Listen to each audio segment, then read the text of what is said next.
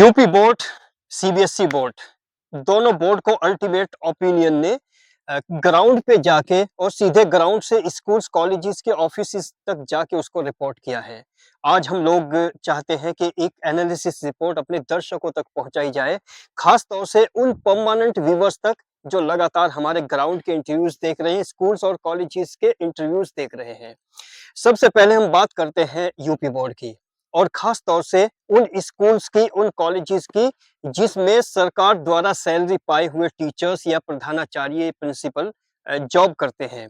वहां पर टॉपर्स के बारे में उनका नजरिया क्या है? और मेरे साथी चौधरी डॉक्टर इफ्तिखार भी साथ हैं। जैसा कि आप 1 महीने से पिछले 1 महीने से रिजल्ट्स की वीडियो देख रहे हैं, चाहे वो उत्तराखंड बोर्ड हो, यूपी बोर्ड हो, सीबीएसई बोर्ड है। हर बोर्ड की हमने वीडियो बनाई। लोगों के घरों पे जाकर दस्तक दी, उनके घर पे जाके वीडियो बनाई। सारी वीडियो आपने देखी होगी, तो उसी पर आज चर्चा करेंगे। हमारे साथ जो है हमारे रिपोर्टर मोहम्मद अकरम है और उसी पे डिटेल में पूरी जानकारी लेंगे। सबसे पहले जो आपने हमने उत्तराखंड बोर्ड स्टार्ट किया था, फिर यूपी बोर्ड और सीबीएसई बोर्ड। तो इसमें कहीं न कहीं कुछ न कुछ अंतर था, तो वो थोड़ा-सा उस पे रोशनी डालिए। अंतर की अगर मैं बात करूँ उत्तराखंड में जो हमने देखा है और यूपी बोर्ड में तो दोनों में बहुत डिफरेंस है। वहाँ के जो प्रधानाचार्य हैं, वहाँ का जो स्टाफ है और यूपी बोर्ड का स्टाफ है और यहाँ के प्रधानाचार्य, उनकी सोच में, नज़रिए में और बच्चों के प्रति उनके इंटरेस्ट में बहुत ज़्यादा अंतर है। उस अंतर को मैं आपको तफ़सील से बताना चाहता हूँ कि जितने भी गवर्नमेंट प्रिंसिपल हैं उनकी जो कनेक्टिविटी है स्पेशली टॉपर्स को लेके, वो बहुत ज़्यादा नहीं है। और कहीं न कहीं नेटवर्क गायब होता है।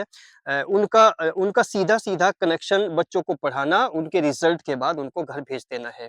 पर उनमें से 70-80% लोग ऐसे हैं जबकि 10% ऐसे भी प्रिंसिपल हैं जो बहुत एक्टिव हैं, जो चाहते हैं कि बच्चों के लिए कुछ उनकी परसेंटेज को, उनकी परफ़ॉर्मेंस को लोगों तक पहुँचाया जाए।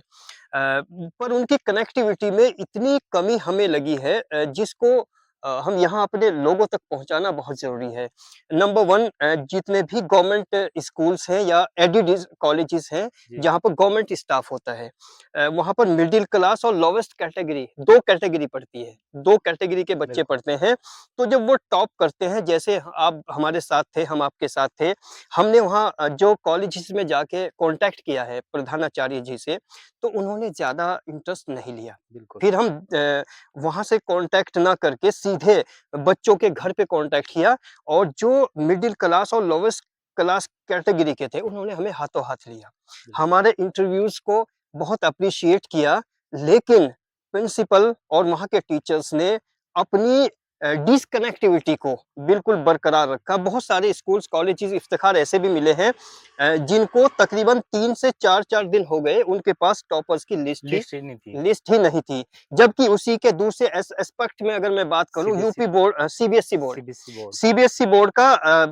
महज़ 10 से 15 मिनट के बाद उनके पास एक पूरी पूरी लिस्ट थी। लिस्ट थी, पूरी की टॉपर्स की। टॉपर्स की पूरी लिस्ट थी। बाकायदा नाम वगैरह सब चीज़, परसेंटेज, हर चीज़ थी। तो यहाँ पर निकल के आता है कि सीबीएसई बोर्ड के जितने भी डायरेक्टर्स हैं, मैनेजिंग डायरेक्टर्स हैं, वो क्लोज़ली कनेक्टेड है with the student as student. Well as the parents. लेकिन प्रिंसिपल जो गवर्नमेंट से अच्छी सैलरी ले रहे हैं, उनकी उदासीनता हमें बहुत ज़्यादा नज़र आई है। तो दूसरा क्वेश्चन ये है कि जैसे हमने एक इंटरव्यू किया था जो अ, भेड़ चराने वाले ने टॉप किया है, उधर नागल में। नागल में। हुँ, हुँ। और काफ़ी बच्चे टॉपर्स हैं जिन्हें हर फैसिलिटी सीबीएसई में 99% है, तो उसमें थोड़ा-सा रोशनी डालिए किस तरह से? हाँ, ये भी बता दें जिन दर्शकों ने नहीं देखी वो वीडियो, एक गडरिये का बच्चा है, जो 12 बजे, 1 बजे के बाद छुट्टी होने के बाद अपनी भेड़ लेता है घर से और सीधे खेतों में या जंगल में या रेलवे स्टेशन के आसपास अपनी भेड़ चुगाता है।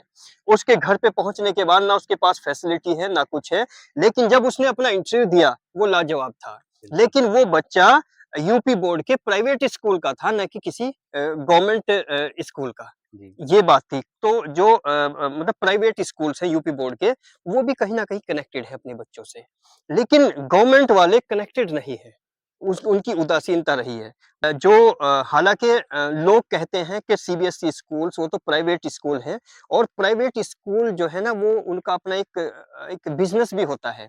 सीधी-सी बात है इतने बड़े इंफ्रास्ट्रक्चर खड़े हैं, बिल्डिंग है, वहाँ स्टाफ है, इतनी फैसिलिटीज़ है, उसके एवज़ में कुछ ना कुछ तो लेंगे। लेकिन अगर एक private school, CBSE school business के तौर से भी अगर उसको देखा जाए, तो दूसरे एस्पेक्ट में सरकार 1 से 2 लाख रुपए सैलरी देती है। लेकिन ये बताइए इफ्तिख़ार क्या कभी किसी प्रिंसिपल को आपने ये महसूस किया है कि उसने अपनी जेब से टॉपर गरीब बच्चे के लिए ₹100 के लड्डू तक भी बाँटने की कोशिश की हो? ऐसे कोई भी प्रिंसिपल जिस जिस गवर्नमेंट स्कूल में गए, यहाँ तक कि एप्रिशिएट फ़ोन तक नहीं किया। बच्चों ने बताया कि फ़ोन तक नहीं हमें किया कि हमें बधाई दी हो टॉपर आने की, या कुछ हमें कॉलेज बुला के गिफ्ट वगैरह कुछ भी दिया। जैसे सीबीएसई वाले स्कूल के बुलाते हैं बच्चों को हुँ। और फिर गिफ्ट देते हैं, एप्रिशिएट करते हैं, तो वो कहीं न कहीं हौसला अफ़ज़ाई, हौसला एनकरेजमेंट की बहुत सारी कमी है, बहुत ही ज़्यादा कमी है और इस तरह की उदासीनता हमें हर इंटर कॉलेज, हर गवर्नमेंट प्रिंसिपल के अंदर नज़र आई है। और एक चीज़ और देखी है, वही प्रिंसिपल जो अपने बच्चे सीबीएसई में पढ़ाते हैं, तो वहाँ से कितने कनेक्ट होते हैं। अच्छा एक बात और बताइए इफ्तिख़ार जैसे आप भी हमारे साथ लगातार ग्राउंड पे थे, जब हम किसी गरीब घर में गए, इंटरव्यू के लिए गए तो अगर किसी के पेरेंट्स बाहर रहते हैं या मिडिल क्लास है, कोई नौकरी छोटी-मोटी करते हैं, तो उन्होंने लाइव आके हमसे बात की है। लाइव आके बात की है। लाइव आके बात की है, तो इस पर मतलब आपको क्या फ़ील हुआ है उस समय? मतलब ये था कि बच्चों को जो टॉप आया है या कितना भी रिजल्ट रहा उसका, वो उसकी खुशी थी और बहुत खुशी ज़ाहिर करना चाह रहे थे और लाइव आके किसी भी तरह हमसे जुड़ना चाह रहे थे। जुड़ना चाह रहे थे। एक ख़ास बात और बता दें, जितना भी लोवेस्ट कैटेगरी है, उनका जो टैलेंट है, वो काबिल-ए-तारीफ़ है। बहुत सारे बच्चों ने इफ्तिख़ार हमें ऐसे भी बताया है कि जब हमने उनसे सवाल किया कि चमचमाती गाड़ियाँ, बड़ी-बड़ी इमारतों में आप नहीं पढ़ते, उसके बावजूद भी वो सैटिस्फाइड थे, मुकम्मल संतुष्ट थे अपने आप से और बिल्कुल। कहते थे कि उनमें टाइम वेस्ट होता है, हमारा टाइम वेस्ट नहीं होता। अगर इस तरह के बच्चों को जो पेरेंट्स प्रिंसिपल हैं और टीचर्स हैं, वो थोड़ा-सा अपनी तरफ से रिवॉर्ड दे दें, अवार्ड दे दें, तो उस पर किस तरह का हौसला बन सकता है? उससे बच्चों में हौसला तो आएगा ही बिल्कुल। हौसला अगर हौस अगर कोई प्रिंसिपल या प्रधानाचार्य हुँ, या हुँ। स्टाफ कोई भी अगर बच्चे को रिवार्ड देता है तो उसका फ़ायदा होता ही है बच्चे को। अच्छा आपको क्या लगता है इतनी कंजूसता और इतनी उदासीनता जो सरकारी प्रधानाचार्य हैं, उनमें क्यों नज़र आती है आपको? असल में क्या है, जो गवर्नमेंट है वो अपनी जेब से पैसा खर्च करना नहीं चाहते। नहीं, उनको जो शिक्षा वो देते हैं, जो किताबों में पढ़ाते हैं किताबों में पढ़ाते हैं कि गुरुजी इतने होने चाहिए। मैं आपको एक छोटा-सा किस्सा सुनाता हूँ क्योंकि नौशाद साहब जो संगीतकार थे, उन्होंने एक इंटरव्यू में बताया है कि झंडे खान साहब मेरे गुरु हुआ करते थे, जो म्यूज़िक सिखाते थे। लेकिन वो मज़ारों पे, दरगाहों पे, अलग-अलग जगह जाके वो दरगाहों पे जाके, मज़ारों पे जाके दुआएँ करते थे भगवान से दुआएँ करते थे, खुदा से दुआएँ करते थे कि जी। मेरे मेरे शागिर्द को बहुत सफलता दुनिया में मिले। वो दौर, वो ज़माने चले गए, उस तरह के गुरु नहीं हैं, लेकिन फिर भी कहीं न कहीं कोशिश करनी चाहिए उनको अच्छे बेहतर कुछ अपने शिष्य को बनाने की।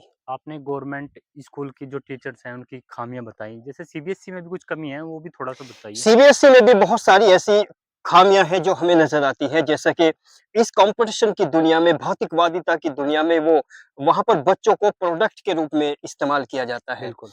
जबकि जो बच्चों को छुट्टियों का टाइम होता है, जैसे अभी हम बात कर रहे हैं, जो छुट्टियाँ होनी थी 18-20 में होनी थी, लेकिन सीबीएसई स्कूल्स उनको समर कैंप के बहाने या एक्स्ट्रा क्लासेस के बहाने या कोचिंग के बहाने उनको कंटिन्यू बुलाते रहते हैं और उनके ऊपर प्रेशर बर्डन बहुत ज़्यादा होता है। जो एक्स्ट्रा चीज़ें हैं जिनकी कोई नीड्स नहीं है, जिनकी कोई गुंजाइश नहीं है, वो भी उनके बिल्कुल। ऊपर इम्पोज़ करते रहते हैं, थोपते रहते हैं।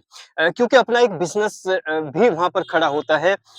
बहुत सारे सीबीएसई स्कूल्स को डर रहता है कि मेरे बच्चे कोई दूसरा स्कूल ना तोड़ दे, दूसरे के बच्चे ये ना तोड़ दें। तो वो जो खींचातानी की एक उनकी ज़िंदगी है, उससे बच्चों को बहुत नुकसान हो रहा है। सेकंड बात ये है कि वो अभिभावकों और पेरेंट्स को बहुत ज़्यादा इमोशनली, सेंटिमेंटली उनको कन्विंस कर लेते हैं। वो माइंड में डालते हैं कि बच्चा पढ़ना चाहिए, रेगुलर आना चाहिए, जबकि वो फिज़िकली ग्रोथ के बिल्कुल खिलाफ होता है। इसलिए सीबीएसई स्कूल से भी हम लोग चाहते हैं कि वो बच्चों को थोड़ा-सा छूट दें, उनको खाली समय भी बिताएँ उनको अच्छे से कोशिश रहे कि वो पूरी छुट्टियों को एन्जॉय करें और छुट्टियों में कोई एक्स्ट्रा क्लासेस का तो मतलब ही नहीं बनता छोटे बच्चों के लिए। एक चीज़ और है सीबीएसई में जो छोटे-छोटे बच्चे हैं जब वहाँ पर अच्छी मोटी फीस है, तो वहाँ ट्यूशन का कोई मतलब ही नहीं बनता। बिल्कुल। छोटे-छोटे बच्चों को मैडम फिर एक्स्ट्रा ट्यूशन, फिर कोचिंग, फिर ये तो उसके पास वक़्त नहीं होता। तो टाइम को पूरा कंज़्यूम करने में सीबीएसई बोर्ड ने बच्चों का बचपन छीन लिया, उनके टाइम को ख़त्म कर दिया और जो सरकार थी, पहले सरकार की पॉलिसी होती थी कि स्कूल का जो सेशन है वो 5 5 1 साल जुलाई अच्छा 1 सेशन की जुलाई बात है। को शुरू होना चाहिए, लेकिन अब सरकार ने भी वो 31 मार्च के बाद 1 अप्रैल से शुरू कर स्टार्ट दिया कर है। दिया। तो यहाँ अंदाज़ा होता है कि जो सीबीएसई है, उसका प्रभाव इतना रहा है कि सरकार को वो भी भी उसने झुकना पड़ा। झुकना पड़ा और मजबूर कर दिया है। तो इसलिए हमारी इस रिपोर्ट पर कमेंट सेक्शन में अपनी राय ज़रूर दीजिए और बताइए कि आप क्या सोचते हैं हमारी इस एनालिसिस रिपोर्ट पर।